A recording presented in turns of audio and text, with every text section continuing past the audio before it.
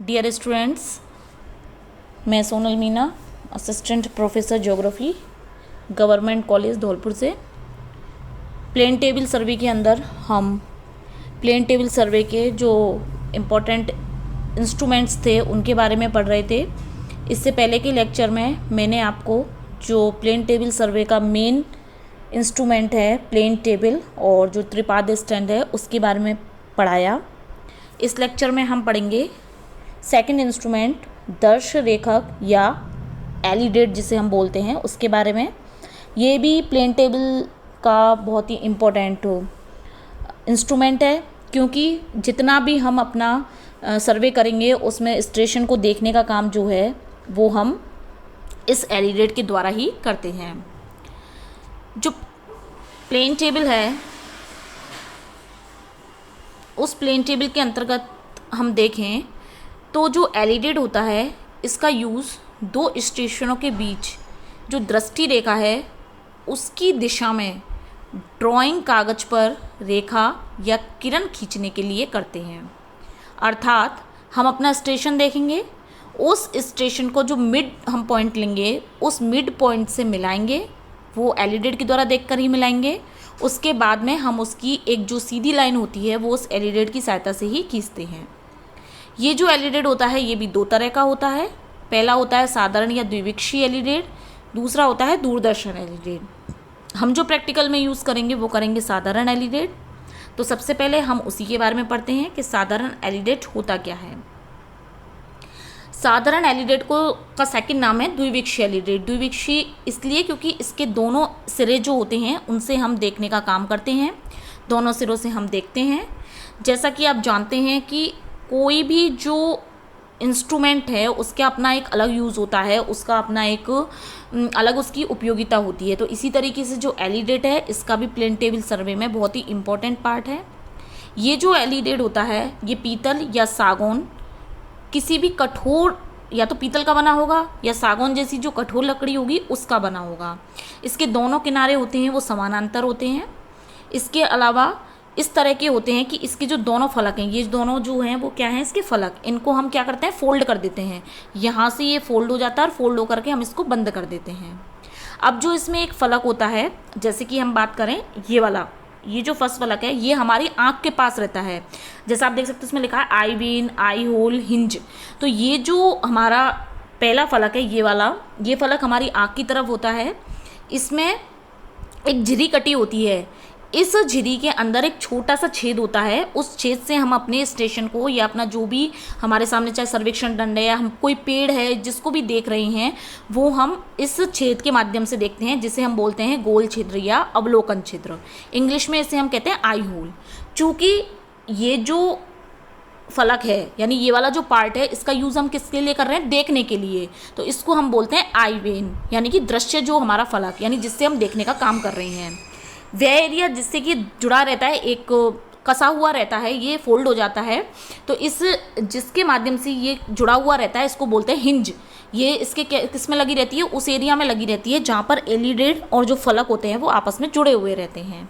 इसके बाद ठीक इसके जस्ट सामने दूसरा फलक होता है जिससे कि हम अपने ऑब्जेक्ट को देखते हैं। तो सामने वाला ये फलक है, तो इसको हम जब ऑब्जेक्ट को इसमें देखने का काम करते हैं तो एक पतला सा तार जो होता है वो इसके बीच में होता है, आपको एक धागा टाइप का, तार टाइप का होता है। एक्चुअल में ये होता है घोड़े का बाल, लेकिन जब हम नॉर्मली एलिडेट यूज़ करते हैं तो उसमें आजकल धागे लगा दिए जाते हैं, लेकिन वैसे इसमें जो पर्टिकुलर एलिडेट होगा उसमें क्या लगाया जाता है, घोड़े का बाल लगाया जाता है, क्योंकि घोड़े का बाल हमेशा सीधा रहता है और मौसम का, तापमान का इस पर किसी तरह का कोई प्रभाव नहीं पड़ता।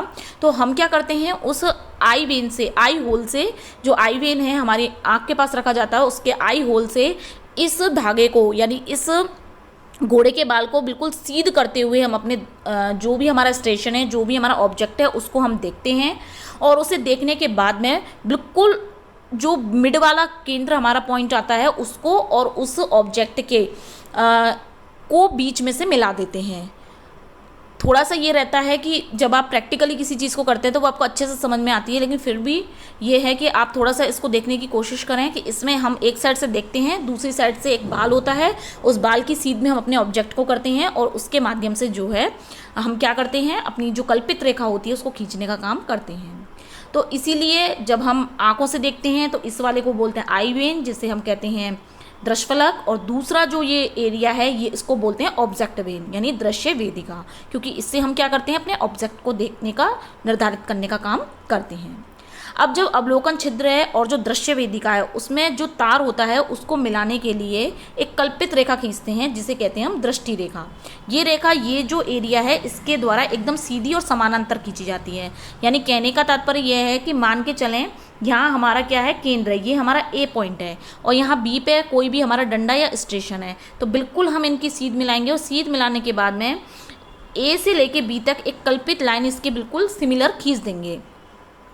जो अवलोकन छिद्र होता है उसमें जो तार होता है उस तार को देखने से जो पटरी के दाएं किनारे है उसको प्रवर्णित करते हैं और उसी के सहारे जो होता है किरणें खींची जाती हैं। यानी इसका जो दायां हिस्सा होगा आप उसी की तरफ जो है वो क्या खींचेंगे, इसका जो लाइन होगी उसको खींचेंगे, बाएं हिस्से की तरफ नहीं खींचेंगे, दाएं हिस्से की तरफ खींचेंगे। तो ये जो किनारा होता है ये वाला आप देख सकते हैं, इस पर स्केल बना हुआ है, तो इसी के माध्यम से एक ढालू धार होती है।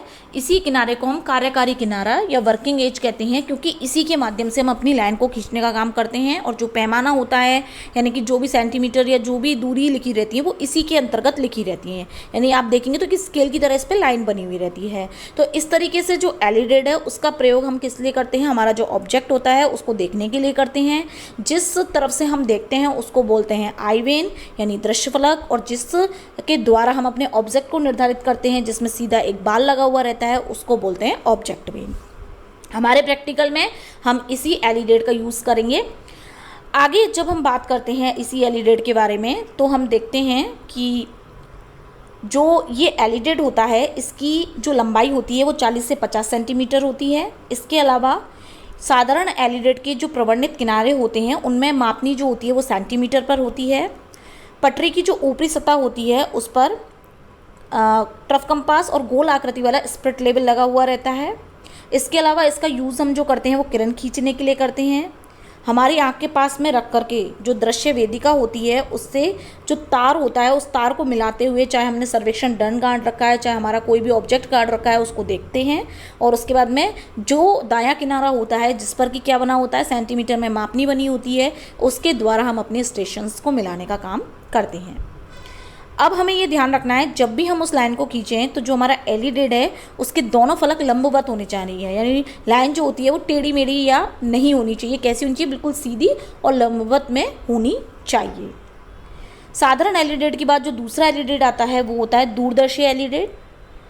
मैं इसके बारे में आपको बता रही हूँ लेकिन हम यूज़ करेंगे साधारण एलिडेड को ही। ये साधारण एलिडेड का ही थोड़ा सा डेवलप्ड रूप कह सकते हैं हम इसे, और उसको थोड़ा मॉडिफाइड करके बनाया गया है। इसमें फलक नहीं होते, फलक की जगह क्या होती है, दूरबीन होती है, जिसके कारण जो दूर के बिंदु होते हैं उनको हम आसानी से देख सकते हैं। जो स्टेडिया विधि होती है उस स्टेडिया विधि में शुद्ध दूरी को ज्ञात करने के लिए हम इसका यूज़ करते हैं। जो दूरदर्शन एलिडेड होता है उसकी जो प्लेट होती है वो पीतल या किसी भी अलोह धातु की बनी होती है। इसमें जो कार्यकारी किनारा होता है उसको समानांतर रेखक के रूप में समान लंबाई वाली दो चलनशील क्लिपों के द्वारा मुख्य प्लेट से जोड़ा जाता है। इसके बाद में सीधा मिलाने के बाद में इस एलिडेड को हम हिलाते नहीं हैं और इसको बिना रेखक के आगे खिसकाकर जो दृष्टि रेखा होती है उससे कुछ दूरी पर हम समानांतर रेखा खींच देते हैं। मुख्य प्लेट के मध्य में 10 से 15 सेंटीमीटर ऊंचे हत्थे पर एलिडेड की दूरबीन होती है। दूरबीन को हम क्षैतिज या नत अवस्था में स्थिर करने के लिए हत्थे के ऊपर जो बंधन पेच होता है और टेंजेंट पेच होता है उसके द्वारा हम इसे यूज़ करते हैं। इसमें दूरबीन के ठीक ऊपर एक स्प्रिट लेवल होता है जिसके द्वारा हम अपनी टेबल को जो है वो समतल करने का काम करते हैं। यदि ऊंचाई हमको इसके द्वारा ज्ञात करनी है तो जो दूरबीन होती है उसको नत यानी झुकी हुई अवस्था में स्थिर करते हैं और दृष्टि रेखा के क्षैतिज तल से कोण का मान हत्थे पर लगे जो आशंकित चाप होते हैं या वर्नियर होते हैं उनको पढ़ करके ज्ञात करते हैं। आप देख सकते हैं आपको एक चित्र दिख रहा है, इस चित्र में दूरदर्शी एलिडेड को प्रॉपर्ली दिखाया गया है। अब इसमें क्या होता है कि जो अभिदृश्य लेंस होता है, इसमें अभिदृश्य लेंस कहाँ पर है, अभिदृश्य लेंस जिसे हम इंग्लिश में बोलते हैं ऑब्जेक्ट लेंस। ये जो ऑब्जेक्ट लेंस होते हैं ये क्षेत्र में दूर गड़े होते हैं और दूर गड़े जो सर्वेक्षण दंड होते हैं उसके अनुसार हम जो है जो दूरबीन के अभिनेत्र लेंस होते हैं उसके माध्यम से हम अपने इन जो सर्वेक्षण दंड दूर गड़े हैं उनको आसानी से देख लेते हैं। यानी कि जो ऑब्जेक्ट लेंस होते हैं इसके माध्यम से हम अपने ऑब्जेक्ट को देखने का काम करते हैं और इसे हम नेत्रिका आईपीस भी जो होती है उसके समीप रखकर हम अपने सर्वेक्षण दंड को देखते हैं। जैसे कि उसमें हम आईवेन को अपनी आँख की तरफ रखते थे, इसमें ऑब्जेक्ट लेंस जो होती है उसके द्वारा हम अपने किसी भी ऑब्जेक्ट को देखने का काम करते हैं।